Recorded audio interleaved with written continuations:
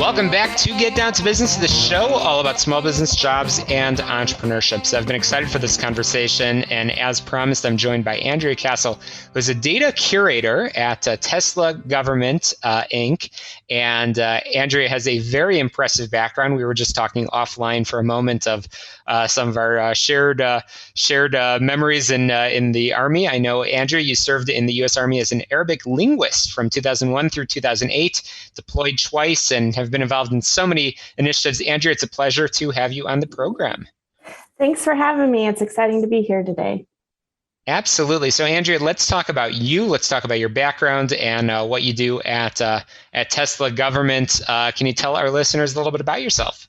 Yeah, my name is Andrea Castle, and as you said, I'm a data curator at Tesla Government. With the 20th anniversary of 9/11 just happening recently, I was reminded a lot of how I got into this business. I actually woke up at home on 9/11, 9 days out from going to basic training. And, as you can imagine, my life changed from there. Got selected to be an Arabic linguist and deployed twice to Iraq. And since that time, I got out of the military in 2008. Since then, I have continued to serve the military and government, working with them in a number of different areas and different programs. So, my background has really been shaped by what I experienced in the Army. Absolutely. And it's funny, we're having this conversation. It was literally just days ago that I was having an Army conversation about knowledge management. We call the job KM, and I know that that's something that you know a thing or two about. So I want to talk about it. I want to talk about this topic. But you work on many government projects. So let's start with that knowledge management system and how it relates to businesses in addition to government and military work. Well, I think that the problem of knowledge management is really a problem that everyone has, but you often see it in the government and the military. In our work, we see that there are many different organizations and groups doing the same things, and oftentimes they don't realize who else is doing them. So I think one thing that we try to focus on with our knowledge management is really collaboration and helping the government sort of achieve what their end state is through their knowledge management platform, and ensuring that all the parties have access and can contribute to that knowledge management platform. I think what we see often is you have just a disarray of documents, people storing things for the sake of storing things, not knowing where to find things. So that collaboration aspect is huge, I would say, with our solutions. Absolutely. And I was about to ask the question of what are some of the signs that an organization needs a better system for knowledge management? And I think you just mentioned that when you have lots of information, but you're not sure what you're doing with it and where it's going and what it's serving a purpose. But are there other things that you've seen across your, again, and I love the title, and we're going to talk more about that data curator title. What are some of the things, the horror stories that you've discovered, Andrea? Well, I think the worst is when you see people actually stepping on each other's toes because they're implementing programs on top of each other. And, with our military background, I think we can both relate. We have seen some of that going on. And especially when you're talking about cross-agency work in the government, a lot of times, one group will be doing something and another one is trying to do maybe something similar, but with a different mission endpoint in mind. So what we really try to do is work across those agencies, and our company actually brings in a lot of great folks who have experience with, NGOs and different agencies in the government, DoD, State Department, and so forth. We bring all those people together to sort of speak the language and get, user adoption, get people to buy in. And our process for doing that is called Mission Connect. And, a lot of times with the military, there's this sort of, if you build it, they will come approach to software development and program implementation. We know that does not work. And so what we do is we implement our Mission Connect strategy, which is really focused on user adoption. We have a process for bringing people in and getting them to use the software that's available, whatever that might be. We have a platform, but we also have fallen in on other companies and other agencies' platforms to do knowledge management. But really, that mindset of being tool agnostic.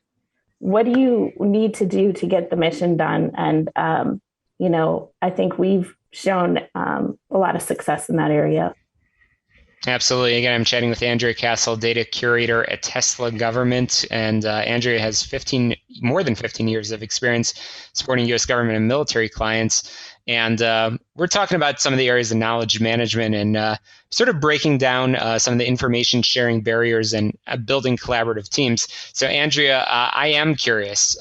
Right now, we are actually having this conversation remotely. Ordinarily, I love having folks in studio. I know that companies, organizations, and government agencies and military entities have adapted very, very quickly on that idea of remote and telework. So what has that impact been on government work and projects? Well, what I've seen in the last year and a half has really been remarkable. I would say there's been a huge step forward in embracing technologies that before the government would have never thought of using.